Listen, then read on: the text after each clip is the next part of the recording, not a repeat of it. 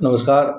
ગાંવ ચલો અભિયાન જે રાષ્ટ્રીય લેવલથી જે કાર્યક્રમ આપવામાં આવ્યો છે તેમાં છેલ્લા 10 વર્ષમાં નરેન્દ્રભાઈના નેતૃત્વ હેઠળની સરકારની ભારતીય જનતા પાર્ટીના સરકાર જે ગરીબ કલ્યાણ, મહિલા સશક્તિકરણ, આંતરિક સુરક્ષા અને બાહ્ય સુરક્ષામાં સાંસ્કૃતિકનું ઉત્થાન અને વિશ્વ ભારતનું જે ગૌરવ વધાર્યું છે તેના અનુસંધાને લોકો માટે આવનારા દિવસોની જે લોકસભાની ચૂંટણી આવી રહી છે ત્યારે ભારતીય જનતા પાર્ટીનો દરેક કાર્યકર્તા ગાંવ ચલો અભિયાન અંતર્ગત બૂથની અંદર પ્રવાસી કાર્યકર્તા બનીને જવાનો છે, જેની અંદર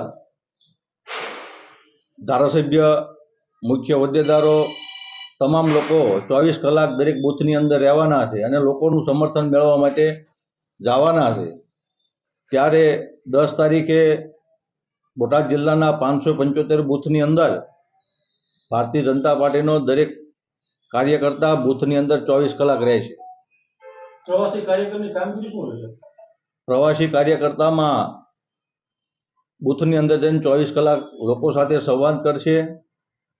જેમ કે ભારતીય જનતા પાર્ટીનો દરેક કાર્યકર્તા લોકોની વચ્ચે રહેનારો છે, ત્યારે લોકો સાથે સંવાદ કરી નરેન્દ્રભાઈએ જે કરેલા કામોનું લઈ અને સમર્થન મેળવવા રહેશે.